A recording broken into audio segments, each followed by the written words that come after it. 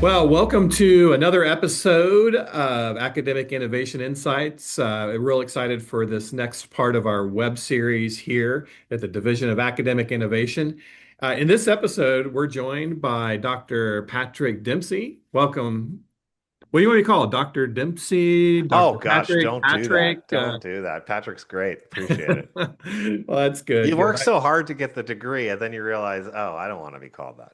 Yeah, yeah. Well, haven't we all experienced that? Here we go, storytelling. And by the way, folks, this is just one of these things you're going to have to, if you're with us on this journey, you're going to have to put up with the stories. But I love that you bring that up because I don't know, let's self-admit it. When we first got that doctorate, it sounded awful nice to have somebody say, Dr. Dean and things like that. But now we're like, oh no, don't do that.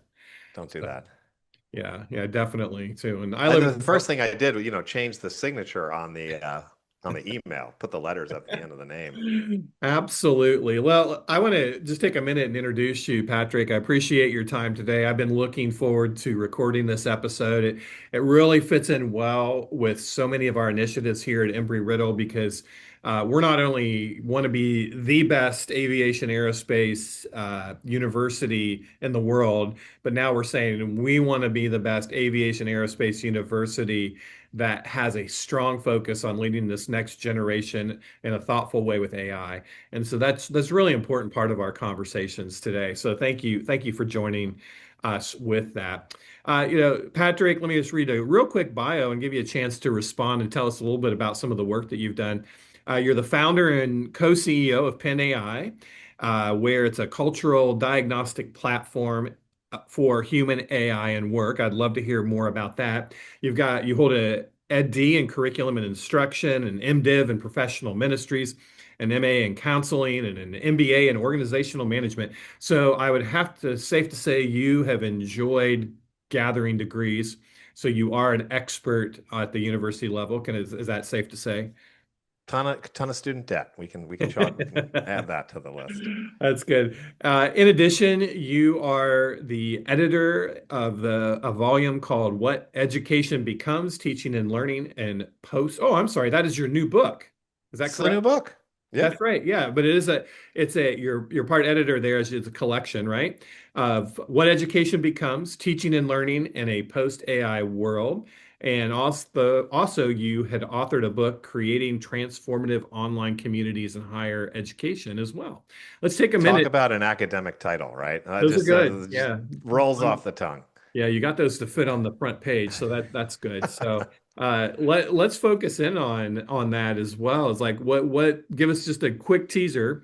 I mean, that's about all we can pay for you on a web series like this, but why should we buy that book, that newest edition?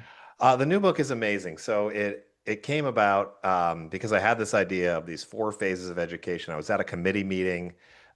We were talking about doubling down on getting proctoring software and lockdown browsers for in-class work because students need to know this stuff. Therefore, lockdown browsers. And I was just so mad. And I was like, how are we having this conversation about keeping AI out of our institution like that's even possible when at some point it's just going to be assumed, just like electricity or every institution has that room that the heat's on all summer and no one wants to teach in there, or it's on in the winter and you have to open the windows. And so those sorts of things just become the conditions for teaching and learning. And so that was the premise. And then I thought, well, by the time I get this book done, that'll be old news. So I thought, well, I can't write the book, but I know people who can. And so I just invited a bunch of people to do it. Um, some thought leaders in LinkedIn and Substack, and some people that I knew from work in this space. And we pulled it off from idea to publication in 6 months. So really embodying the idea of how AI is really all about distributed knowledge and the speed at which you can operate in the world today. So it's awesome. It's available on Amazon, and it's not just my perspective. It's 10 different perspectives that talk about possibility and what's changing, maybe some guardrails. Actually, guardrails is a bad metaphor in the book, but some guardrails we might put up to keep us safe, and then what is actually possible when we start doing this well in the classroom. Yeah, that sounds great. I'd encourage everyone out here to do that. I mean, it seems like for many of us that are, AI has become the top priority. Any and all perspectives and resources are just of value these days as we continue to form what that roadmap might look like. And yeah, personally, I came across Patrick on Substack. If you've had a chance to subscribe to his second draft Substack, I think that is a great resource. That he puts out there every day and across social media. It gives me hope. And a lot of times I take off like I'm sick of social media or all the stuff that it's even through LinkedIn. But you've done a really good job of bringing some thought leadership around AI, and I know many people appreciate that as well as. You spend some time here in higher ed doing some keynotes and presentations and helping universities formulate their plan for AI. So again, big thanks for joining us today, Patrick. Yeah, honored to be here. Love to be navigating this episode with you. Well, Patrick, as part of our web series here at the Division of Academic Innovation, I kind of like to have a theme. And I know that speaking with you from our past conversations, we'll probably jump all over the place. So the audience out there, you're going to hear lots of perspectives. So, but what got me thinking about this theme is I heard the other day that Johnny Depp is in the process of shooting a modern version, kind of gothic style of the Christmas Carol, and he's obviously going to be Ebenezer Scrooge. And I got to admit that this goes way back for me. It's probably one of the most traumatizing Christmas stories that I had as a kid. Because I remember watching that old like 1951 black and white version, my parents would show us every year around Christmas time. And back then that was scary. I'm sure the high, all the high definition today would bring out all the discrepancies in those videos, but it was a little scary for me. But I chose this theme because we're going to talk about the ghost from the Christmas carols in terms of what those are for higher education. What Christmas Carol, is that much of your traditions? I love the theme, first of all, and definitely a Christmas Carol. George C. Scott, that's where I was born and raised. There was perhaps a Henry Winkler one in there every now and again, and then the more modern Scrooged, which another great role by Bill Murray. The more Oh yeah. I think at this age, all my modern references are from 30 to 40 years ago. So that was the modern rendition. But it was scary. There in that George C. Scott version, I think they like the ghost lifts up the cape and there are like starving children underneath. It's horrifying. Yeah, yeah. So our intention today is not to like scare the world about higher education. I think one of the things that have drew me in to invite you onto our web series is that, we're under the impression that higher ed has been going through changes for the past century plus.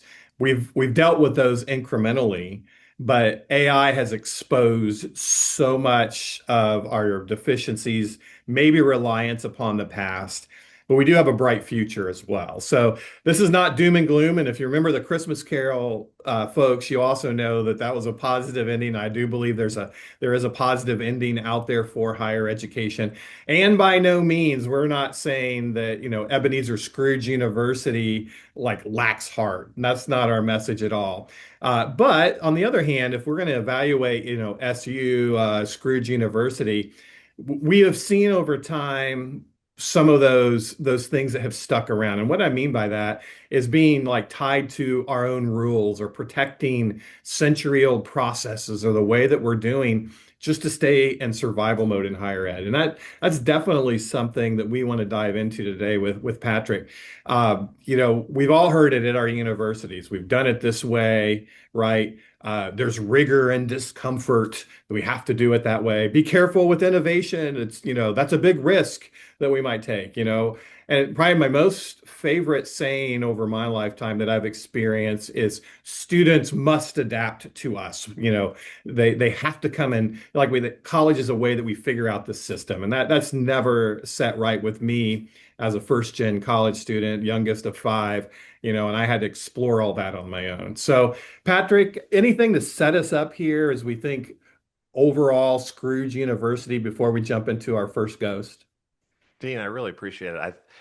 There is so much in what you just laid out for us. And so many of the things that we do that we have inherited that we just haven't questioned. And I think we end up telling ourselves a lot of myths about what and who higher education's for, um, our experience with it, and then our role inside it.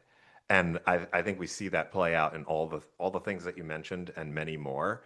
So maybe through this exploration, we'll actually come to surface some of those myths and to realize why the future of higher education is bigger than a big fat Christmas goose sitting on our table. I think it's going to be a great time for the institutions that are willing to face those ghosts from the past and really seize their opportunity for what the future holds. Absolutely. Yeah, I'm looking forward to this. And, the first ghost that we want to talk about is the ghost of higher education past. And, for me personally, it's not, we don't look at the past as being the villain. It is what it was. It was built for a different time, a different place, a different type of society, different types of technology were there, maybe even different missions. As I have went back and researched over time the past of higher education, I love those stories. I mean, if you look early on, even within the U.S., the whole idea of the fights that they had between should we have graduate education, like that was a radical concept at one point. Like there were universities saying we should never have that model here, and those kind of things, or land grant universities. The battles that these institutions had because there was a slight change in their system. So the past isn't always the villain. And I always think too, like what drew me in? What was I looking for as a student? I started college late 80s, and went actually a late semester and so on. And, saw a first gen college student way before the internet. I was reading pamphlets trying to figure this out. What was financial aid? I had no experience with this whatsoever. But what I was drawn to is I wanted something better. I mean, my family had a successful contractor business, but I didn't see that as my path forward. I loved being a teacher, and that was the route I took. But I was looking for that. I was looking for things like a community to learn with, a residential community, right? I was looking for people that could mentor me and I could maybe get out in classrooms and have those apprenticeships going on. I also wanted to be challenged, intellectually. High school was great, but those first couple of years of college, we did back then. I didn't have, post-secondary options back in the late 80s. So this was all new. And so I was being exposed to art and so many other things that I wasn't exposed to in high school. And, but then again, we had some other things that always happened from the past. The library is the sacred space of learning that took place. And, the only kind of research that could ever happen could be within that library. Faculties as the guides, and also I would say, and argue probably say even as the sole content dispensers. What drums up the past higher ed in your mind, Patrick, in terms of like, what nostalgia that you brings back, whether good or bad, in regards to whether your experience with college or when we look back in time? So, well, you bring up a lot of great imagery, which I'd love to explore. And I think it's the right imagery because it talks about the past of higher education and in particular in the US, which did start as clerical training, largely. And it really took the shape and form of a sacred space that was drawing from Judeo-Christian values and traditions, where even the gates were like the outer gates of the temple, and then you walk on to the campus, and as you pointed out, the library is really like the holy of holies. This is the place that only few can enter, and you see it everywhere. You see the emblems and the myths of past graduates who have endowed chairs or endowed buildings, and their placards are on, and you have your rivalries and all of this us and them sort of dialogue. It's all there. It's all there, and it's all very much rooted in historic interpretation of what the institution should be. And you talked about your first experience, and I had a similar experience going to school for the first time in the 90s, and uh, just totally failed out. I had no idea what I was getting myself into. I had terrible guidance as a high schooler. I didn't even really know what college was for or about. I was going also like you to be an educator in biology. I had actually cheated my way through senior year of biology because I wanted to get the grade really fast. So I ended up failing. Anyway, so I failed out, and then I had success when I went to the community college, and then ended up getting I have 6 degrees, so I ended up keep going. I kept going to college, and I realized that from someone who failed out to someone who got all these degrees and was very successful as a student, that higher education was a game that I had figured out how to play. And it was based on these myths about who it was for and what it was for, really sorting students and we're not going to spoon feed you and really is about figuring it out and vague instructions and do you have what it takes?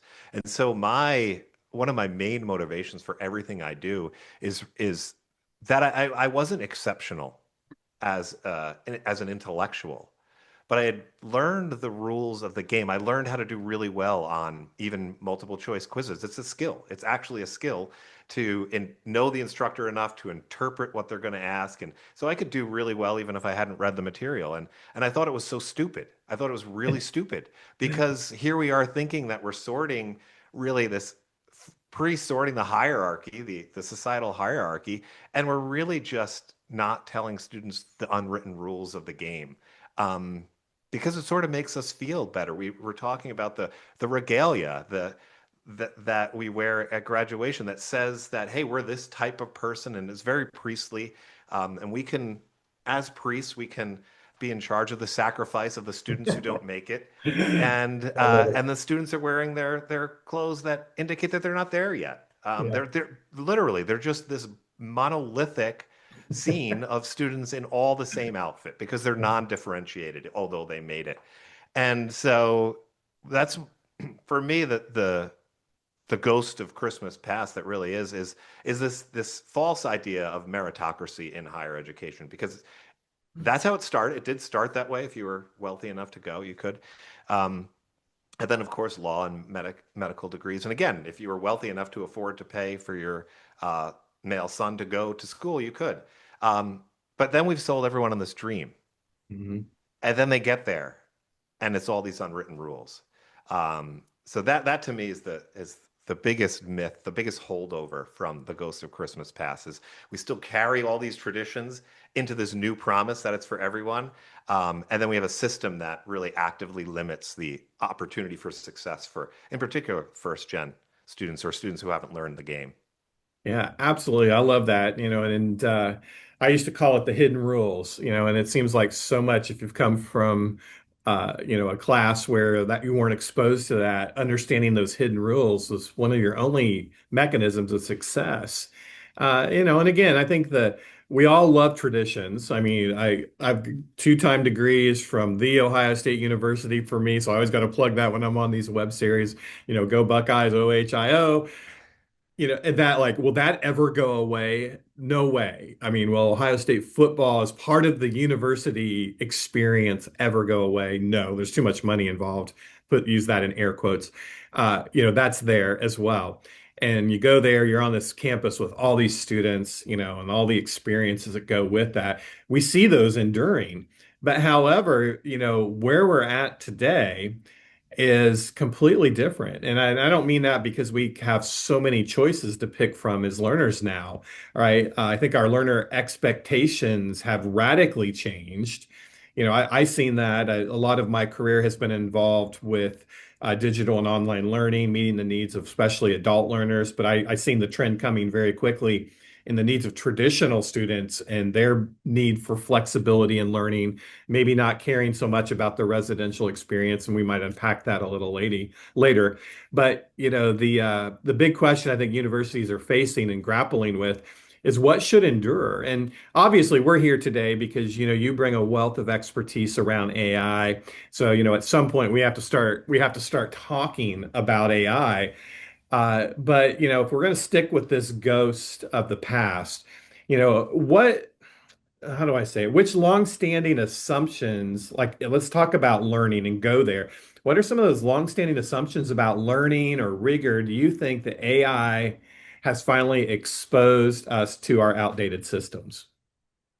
Well, this is probably the easiest one because I would say assessment is the thing that AI clearly exposes that this has always been a shaky ground, and really going back to the rules and the sorting mechanisms.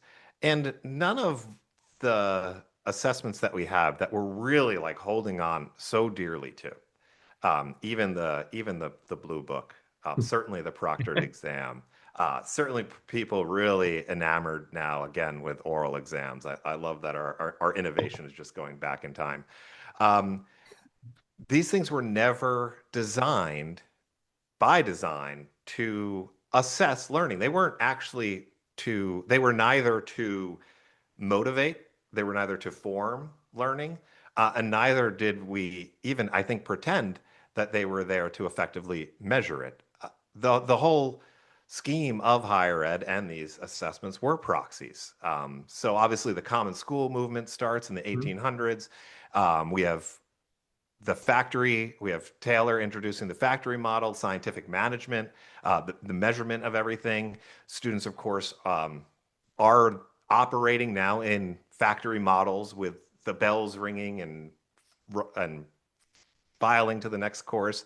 Obviously, Carnegie in higher ed and the credit hours, World War I and the IQ test becomes pretty standard as a way to say, okay, we've got a whole mess of people. How do we sort them in to majors and privates or whatever it is? How do we sort people from managers into line workers? And that's the mentality we had. And then all the things that happened after that, the SAT being another blunt instrument, and then more and more standardization of outcomes, in particular in K through 12, which then comes into higher ed with accreditation.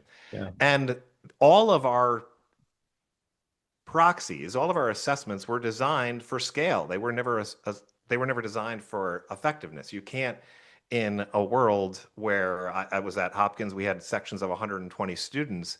You can't grade a blue book and give feedback that's important. So none of these things are really designed for the scale that we operate at, and none of them capture the work, the internal work of what education is supposed to be. The word education, right, comes from this idea of like drawing out and Mhm. really drawing out of someone what is already inherent in them, drawing out of them into the world and sort of blurring the line between who I am and who others are and sort of this integrated view. That's what the word education means. And we've really,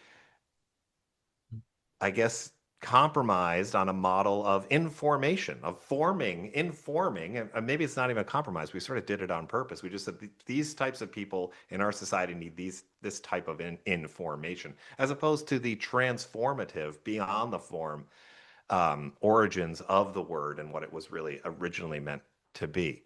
So AI clearly just says these never measured it. Students already know it's a game. They've already given up. I give this example of how you stop playing tic-tac-toe at some point, because you know there's no winning. You know there's no creativity, and that's how student work is, right? If you figured it out, you know the rules, and everyone tries to get the mean. Most people, right? You're just going for good enough. Um, and then AI says, "Hey, look, none of this worked anyway. Students don't care." I mean, we have people paying at high-end colleges, what, 100 grand a year, and they don't want the product that's being sold. They want the degree at the end, Yeah. but they're saying every other aspect of this, besides maybe going to the football game, is not worth my time. That's incredible. Yeah. No, we could literally probably spend a whole 20 episodes just on the assessment piece. And I know that you write about that a lot. And it is valuable. And I'm one of these higher ed thought leaders that say let's call it for what we see it. But part of our problem too is we haven't come up with good enough solutions. I even before AI, I was always a very much a big advocate for formative feedback, even in online learning. Like how do we get feedback to students authentic, not just run things. Because back in our day, 80s and 90s, we still had Scantron sheets. I mean, was that good feedback? I mean, it was do We or had to die. buy our Scantrons. Maybe students don't know this. Like that was part of it. Like you had to buy your own Scantrons and be ready to take a test. Oh my gosh, I don't remember that, but I'm sure it was there at some point. Yeah, crazy stuff. And it really sent me on the same typical journey because I've often thought about, my journey throughout all my degrees.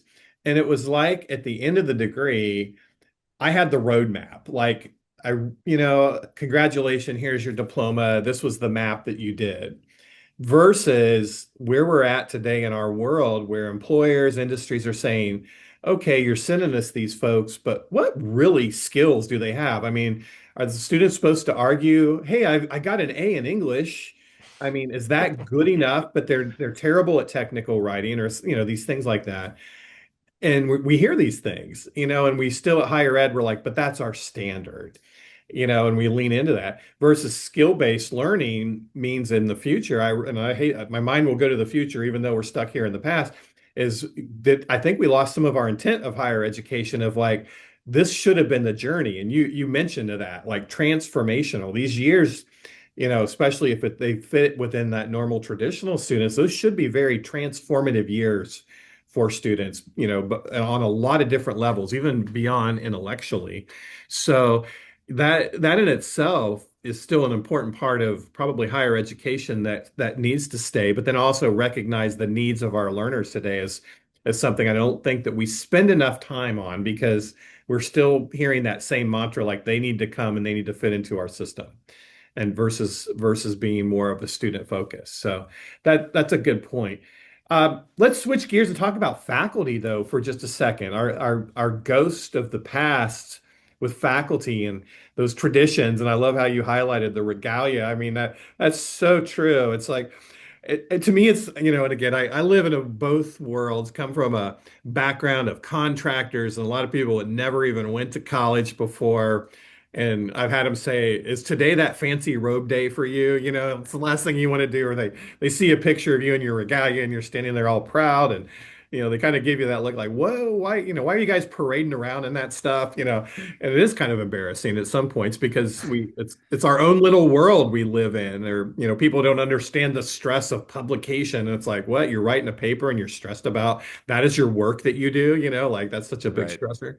You probably get that. But let's talk about faculty. One thing I believe AI is doing is accelerating us into the future. But what are some of I don't know, let me phrase it this way, like the craft that the academic craft that faculty are going to have in the future that they have? Like, what are some of those non-negotiables? Is guess what I'm trying to say that you believe that faculty should hold on to for the future in this age of AI? AI, this is another one that AI clearly disrupts, and it is also a myth. It's really how the world sort of functioned this way, but it was sort of broken with the printing press. I mean, if we think about the like a supply and demand curve, and where at some point with public school, let's say 90 some odd percent of folks in the US go to public school and graduate from high school.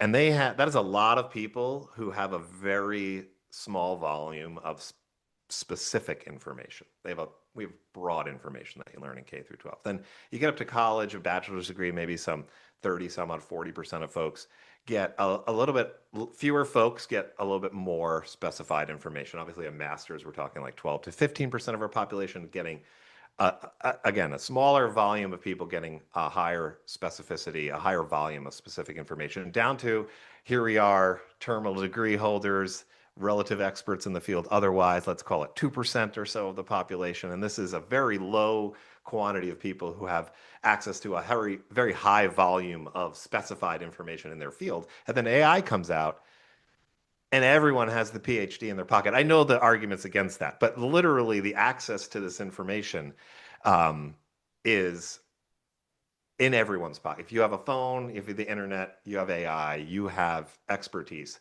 at your fingertips. Now, again, the sort of broken higher ed didn't love any of these, like the printing press and the internet. These sort of broke that monopoly on information. So subject matter expertise, to an extent, of course, is table stakes if you're going to be an instructor.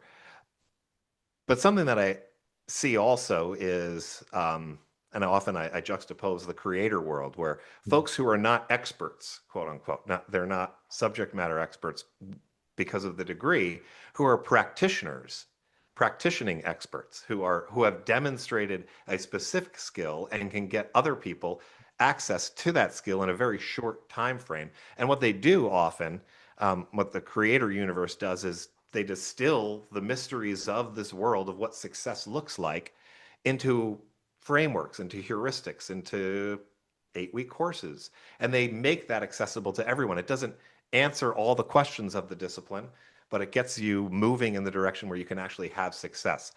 And that seems to me to be one of the core attributes that faculty will need. Mm, Not, it's from content to compression, really. It's not starting with the universe of ideas and hoping at the end of 4 years students will know what to do with it. It's starting with this is what works in the field, giving folks anchors to hold on to and things to hang other ideas to. And they start testing and building out those ideas from that expertise. Um, that is what I think is one of the core skills that faculty are definitely going to need. And unless you're R1, then teaching has to be. It has to be the new table stakes. What other profession are you a professional in the profession with no training in the profession besides mm. a lunch and learn, a brown bag once a semester? I mean, well, I was trained as okay, but your literal profession is a teacher. Mhm. And that just has to change.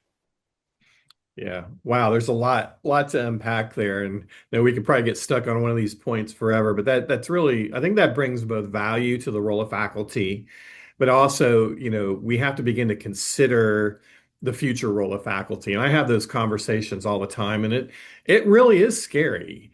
And again, I was part of that emerging group that was exploring, digital learning many, many years ago. And we had so much resistance. And even today, I mean, let's face it, there's still campuses out there debating back and forth if a course should be online. Is it rigorous enough? I mean, all the data that we have here at Embry-Riddle shows our satisfaction rates are way above even some of our face-to-face courses because students have adapted. It's a new, again, and driven by the learner's need and intent and want that they have with courses.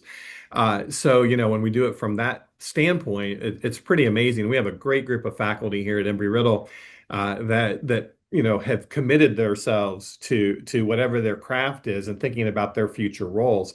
But it doesn't come easy. Any of us that are asked to change, and I love change, and I don't mind adapting in a heartbeat.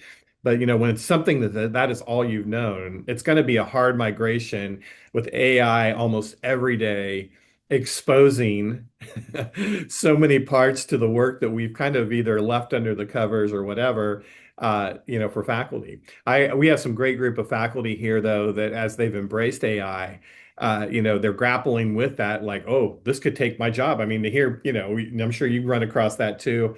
Same thing happens in worlds of instructional designers and stuff. We knew that AI was, and I hate to use that word, coming for your job. AI is not doing it. We're just realizing like this now is hitting white collar that it's never touched before. And automation, in our world, we've never really had that. So, the automating of learning. Now, one thing I think I still grapple with to kind of wrap up this part of the past is, what are some of those core principles that you feel uh, should be part of this conversation, which AI should be like? We should never automate it. And I know I've changed my mind on this. I mean, I used to say all faculty should be the evaluators of all their work, and then I realized how consistent, if you do the right type of prompting and work, you can create AI as an assessment partner that probably catches way more things than I would ever do, and not from a gotcha standpoint, providing very authentic feedback for growth and all kinds of things. So, what do you think, like today, what are some things that we probably should focus in on that we should never go down that route to automate in terms of learning?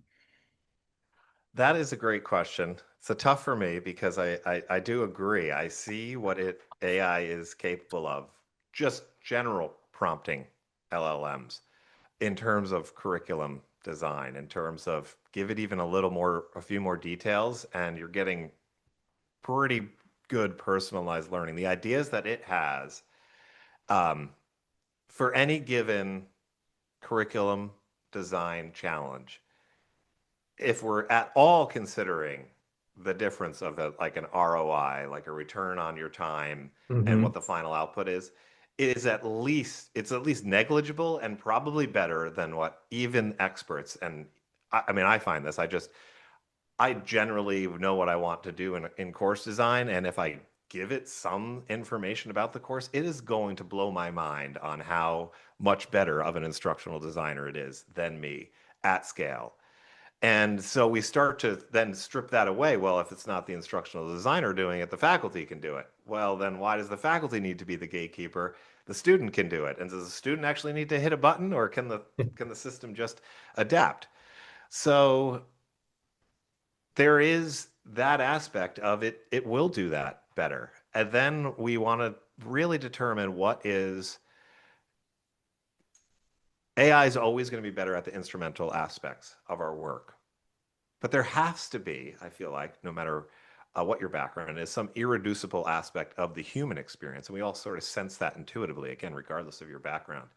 And so we could say AI can, let's say, catch students that through the LMS that are about to disengage. And we could alert them. Or maybe the next step was we could push them into a course, a different course that's easier, that they're more likely to succeed in. Now, depending on your view, that could be a good thing or a bad thing. You could think, well, part of higher ed, and certainly part of higher ed, is learning responsibility in the implied curriculum and learning to meet deadlines and things like that. So we might question that, and that might look different for different institutions. Maybe we say, okay, well, with AI, we can get your 4-year degree done in two. Again, that could be a good thing depending on your motivations, but it could be because it's instrumentally more valuable. But are there irreducible aspects for some students to that residential, terribly inefficient, completely barely functioning system that does have benefits that, oh, the amount of people who say I met my spouse and I would certainly pay the price tag again for that. So I think those questions are between instrumentality and irreducibility. That framework say, yes, AI can do that better if our metric is productivity and efficiency and scale and optimization. But do we want to do it if our goal has these other humanistic, human leaning elements? And maybe there's not an exact answer for universally. Yeah, that is. It's going to be this ongoing, and I don't know how long this is going to go on for. I mean, again, I know that both you and I have uh, jumped into AI very, very early on, 3, 4, you probably even went maybe back further than that. But when I seen this coming, I'm like, this is fundamentally going to be the bigger game changer than even online learning, learning management systems, any type of ed tech that we've plugged and play. I mean, you've heard the comparisons to calculators and everything else that we love to throw around. When we're looking back at this, when we're probably dead and gone, got to throw some dead and gone in there since we're doing the Christmas Carol here. The cautionary tale, looking back to our past today, it is thin ice on some of the decisions that our universities are making very quickly.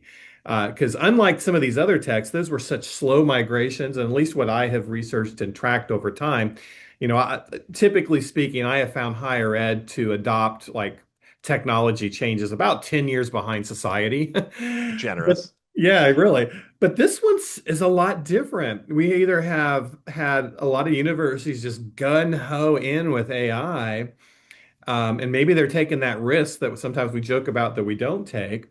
There's still the apprehension, like let's take baby steps with this, but then they see the gap that's happening further and further behind. So that really leads us to the last ghost in this episode that we want to talk about is the ghost of higher education present. I know in the work that I do, I've always had a mentality that I should look in my rearview mirror. I look at the past. I also look side to side. So that's my present now. How do I look side to side? And then I look, obviously, we're forward. And that's an exciting next episode teaser for everybody else that is watching this.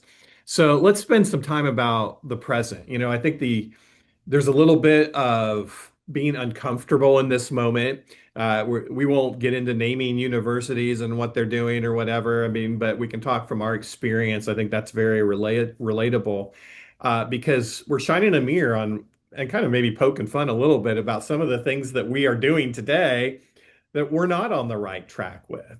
And I've been one of these as a kind of a futurist. It's one of my Clifton strengths. I can't help it, but my mind is always going there. And 10 plus years ago at other universities I'm like, here's just one specific example. I'm like, we are going to have students that come to this experience and sit in their dorms. And this was before COVID, way, way before COVID. They're going to sit in their dorms and they are going to take online classes and they want the campus experience, but they don't want to go and show up to your face-to-face classes. I had so much pushback about that. And again, a thought before its time, I've had to learn to tailor my messaging in some respects.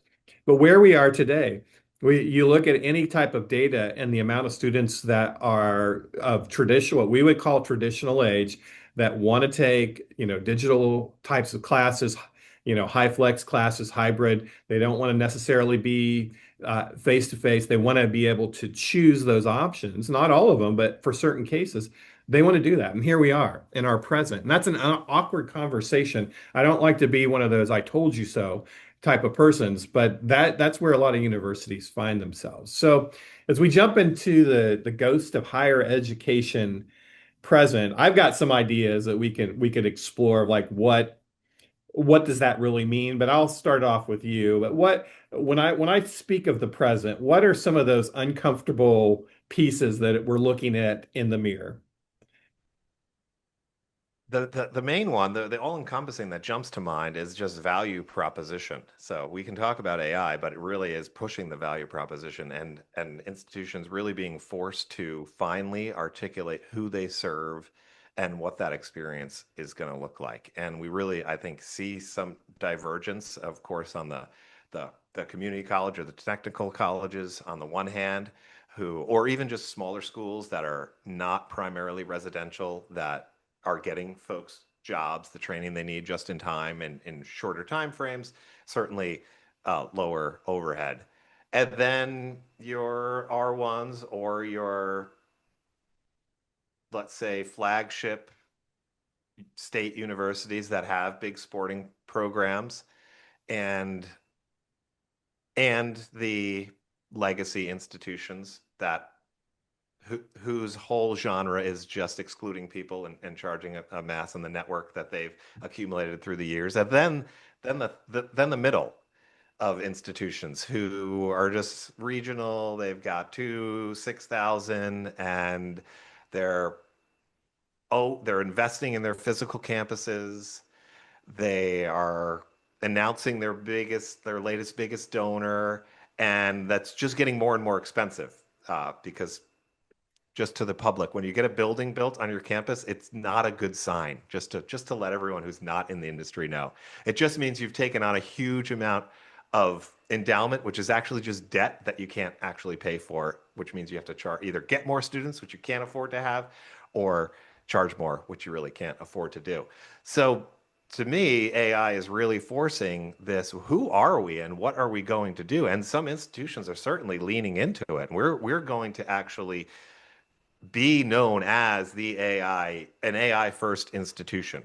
And that just signals something very unique, I think, in the landscape, not just about AI, but just to say we recognize this moment, speaking of the present, and we don't have it figured out, but we're committing to do what it takes to figure it out for our students. And you talk about that student sitting in their dorm room on their laptop. And they're telling us that this core thing that we offer, that we pr have governance built around and our whole model built around this distribution, this transmission of information isn't valuable to them. And even more, they're going to realize when I take this instructor syllabus and put it into Notebook LM, I have a better learning experience than going to class. And so that's that's hugely disruptive Mhm. for these institutions. And so it's going to force the articulation of who their ICP, who their ideal client profile is, and relentlessly marketing to that person, as opposed to this message that we've really been treading on, which is higher eds for everyone. Yeah. And to me, unfortunately, I don't know if, as I talk to colleagues, I know I go to a lot of conferences, things like that, and sometimes they have this bent towards the new doom and gloom. I mean, for the last decade plus, we've heard of the enrollment cliff, and now we're finally starting to experience the effect of that. Although, some universities have had Hmm. spikes this year, which Consolidation. was Yeah. good. And Embry-Riddle, we're very healthy here, but we're in a very niche market of the kind of students that we attract and bring in. So we're a bit of an anomaly in some of the growth that we experience here. But the uncomfortable part to this is that I don't think we spend enough time talking about the present. And for years, people have wrote about, for example, when I talk about looking side to side, something, for example, of like Coursera or all the Google certificate programs. We're all like, yeah, that's a good, go do your little certificate programs. Well, that little certificate program now helps train people, hundreds and hundreds of thousands of people across the globe at a very low rate or almost at zero cost. And now we see industries and employers saying, you know what, we're going to start de-emphasizing that degree that you got and want to know about your skills. And that's our present, folks. I mean, that's where we're living at. And that was happening even before AI. And now with them building platforms that are specific to AI and getting experience with AI on platforms that are non-credited outside of higher ed, there's stay tuned. I think we got to buckle up for that one. Have you had much experience or have thought through like, it's not even internal competitors now within higher education, but it's also some of our externals that even partner with us. Like we actually give them part of our revenue just to have our name associated with them. You got any thoughts around that before we move on? Yeah, it certainly it didn't it never, I think, had the impact that we thought. I mean, they are great. I've done some Google certificate courses, and to me, that the experience was mind blowing because I logged in with my Google ID, right? And I always use that example. I mean, that was it. That was my registration. It was free. I did it then. I started at that minute. And I mean, think about what Google knows about me, and then what higher ed knows about a student.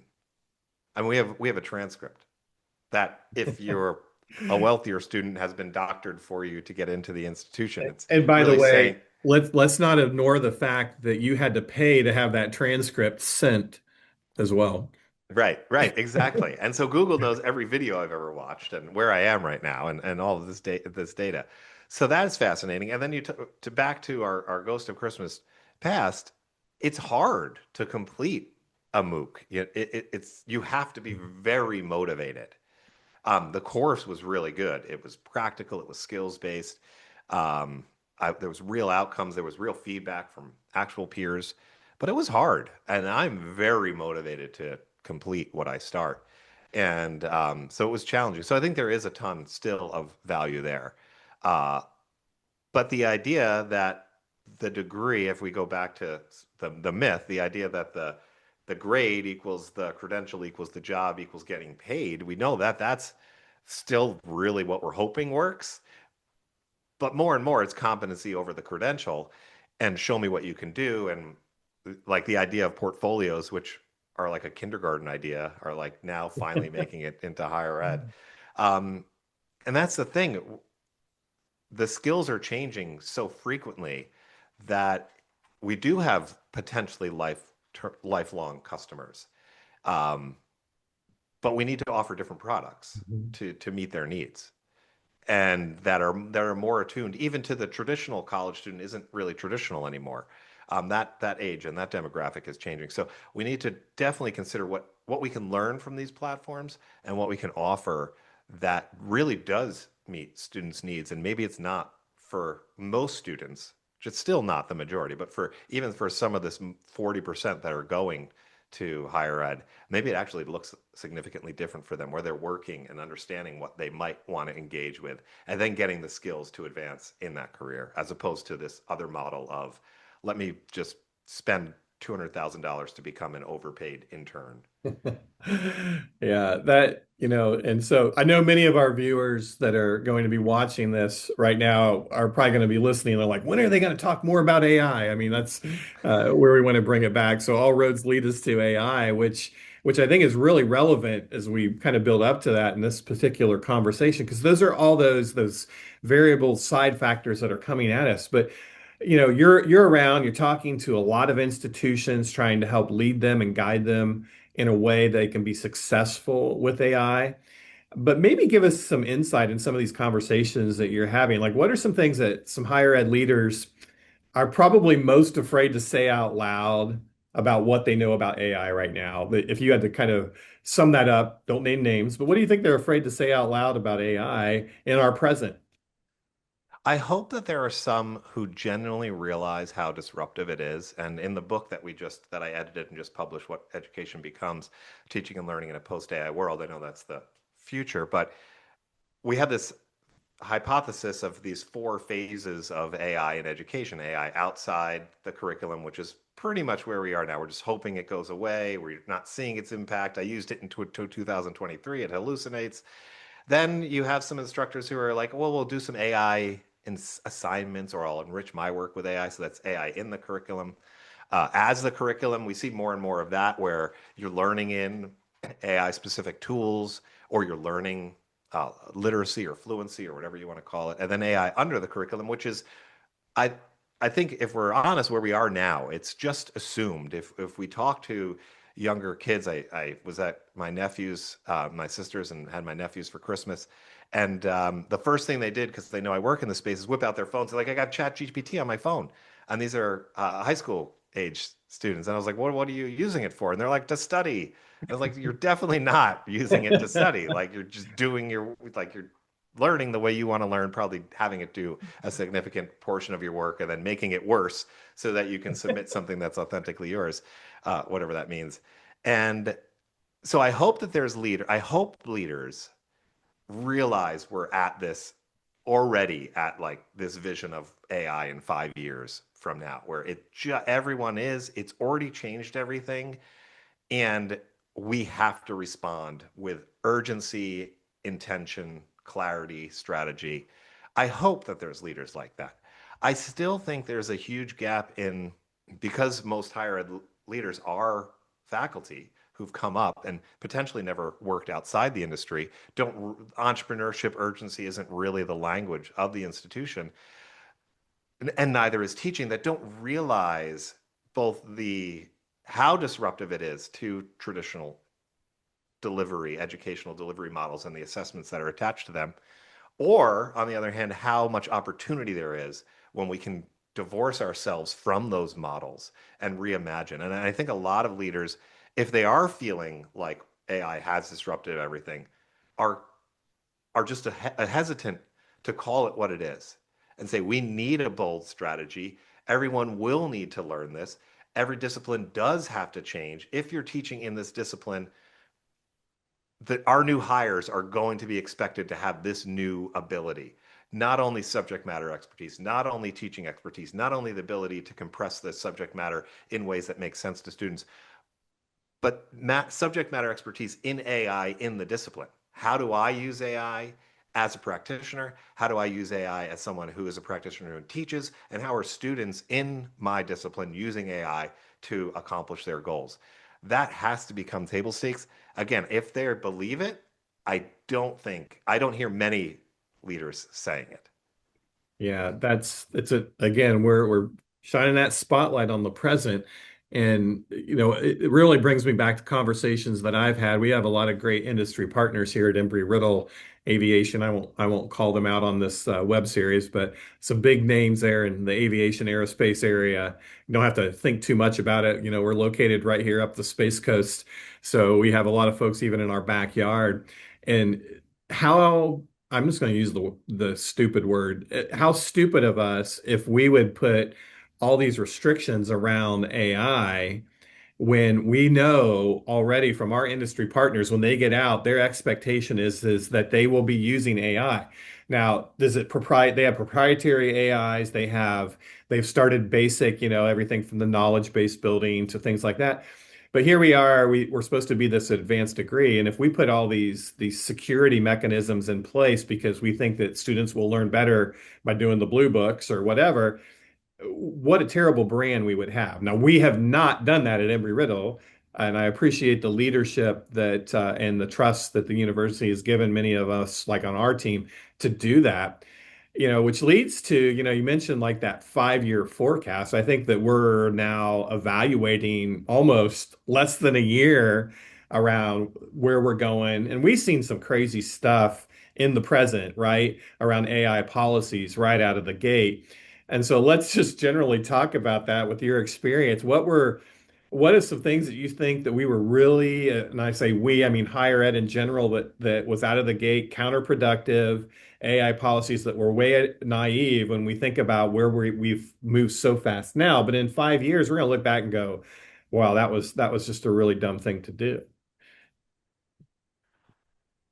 I think there was a default stance of we're going to figure this out together, which I get the impulse there. But leadership is forced in these times to cast a vision. It can be wrong, but it needs a vision. And so these ideas of committees doing work to, let's say, gather information about what's happening at the institution, as if we don't already know. There's people that hate it, there's people that are way ahead, and then there's a big middle of people who are hesitant or excited for various reasons. And we spend 2 years getting this information, which we already know is the information. And what is the point of the information? What is the point of that information unless we have a goal? Like, what would that information do for us other than tell us what we already know, that people are at different places in the spectrum? And so that committee work or the guidelines, let's say, because we can't use policy, the expectations, we have to have this come from the bottom up of, hey, here's some syllabus statements, including you're not allowed to use AI for anything related to this course content. If there is a mistake, that clearly has to be it, because you're obviously relegating your product to obsolescence because students are going to use AI. There was just that lawsuit out of New York from the student who was accused of plagiarism from Turnitin, got disciplined, sued, and won. Because the student was on the autism spectrum, claimed they worked with the Student Support Center for like over 15 hours on this particular assignment.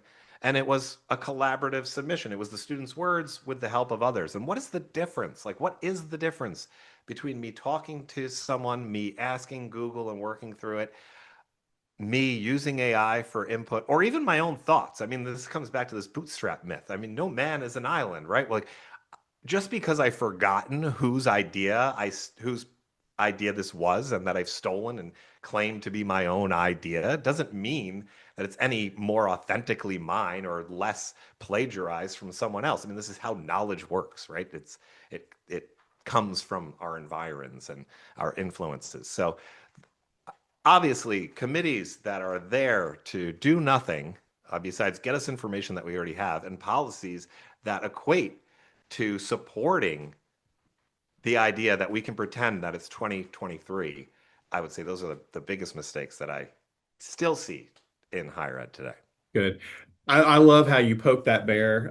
If you follow Dr. Dempsey on any of his social media or Substack, that's probably one of his favorite targets. Just a little plug for you there, by the way. Thank you. I think it's great because again, when we live in the present here, if you're an executive leader or whatever you lead in your higher education group, if you're not looking side to side and trying to understand that, if you think that we can policy our way out of this and build a bunch of safeguards, it is completely the wrong track to go. It doesn't need to be the Wild West, but a thoughtful way of addressing AI and this current change in our society is really about the only route that we have. So let's conclude our time on this ghost of higher education present with just kind of one more thought is what has been your experience? I mean, with AI, because what we've seen it do is redistribute power in some respects across the board between students, faculty, administrators, platforms. I mean, let me just, that's my question to you, but I got to share like one story which I loved working like early on. I worked with our communications and English departments. And at first I thought they'd be very intimidated with AI. And again, this is a number of years ago for us. They were all over it because they're like, yes, our students are finally writing in a way that is really grammatically correct. We didn't know the extent of like how much they were using or anything at that time, but it was a fun way to explore. Like it actually was giving us the outcomes that we've complained about for all these years. So a redistributing of power. I don't have to be the best at grammar, but I know enough, and I know enough to check my outputs to verify, and things like that. I'm teaching a course right now at Embry-Riddle on AI. It's a kind of a survey over lots of different industries and how we see it used, and very practical in using LLMs for all kinds of things. But one of my announcement recently is to my students, like, I encourage you to use AI in this course. One thing I've noticed is like on many of your papers, it's starting to use the same language. And so I had to, because they think that this AI interchange is only happening between them, each other.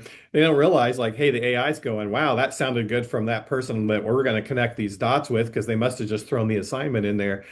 And it was great because what a perfect learning opportunity. I didn't penalize people because our course is about AI.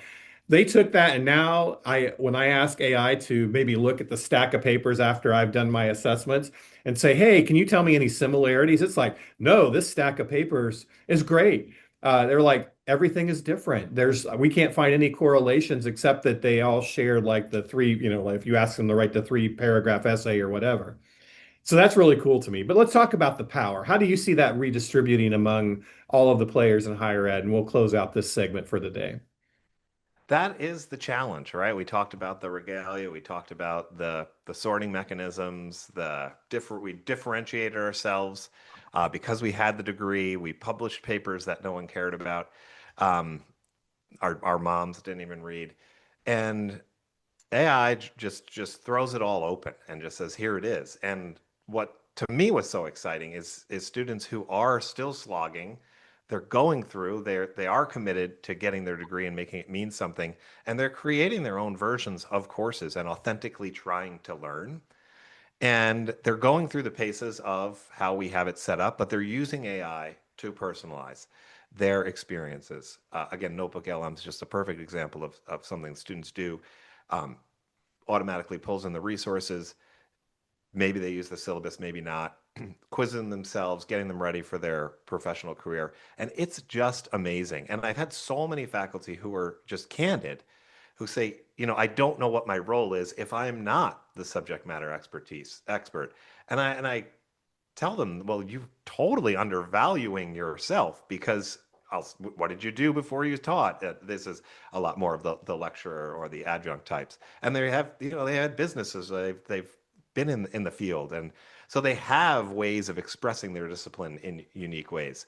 Um, and so that also levels the playing field for students to actually have more access to faculty who aren't just policing or trying to grade these huge volumes, because that's what being a faculty becomes, just grading and giving feedback. And so that shift of their role and the student's role and making it much flatter between that power dynamic, and that students don't need to learn all the rules, the unwritten rules, because you were getting graded on grammar in biology for some reason, because we're developing the whole student. But now the student can actually focus on the content.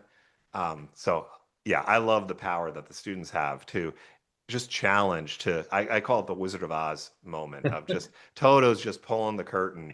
And then we just realized that we were just the wizard with a megaphone and some special effects. I'm gonna have to write that down. So I will steal that from you. I get you said it was Please. okay because that's the knowledge sharing we have. So what a great way to wrap up this segment. I would be remiss to also remind our audience, we started with the Christmas Carol, and if you remember the scene, and this was one of every ghost was spooky, but I don't know why I remember this one.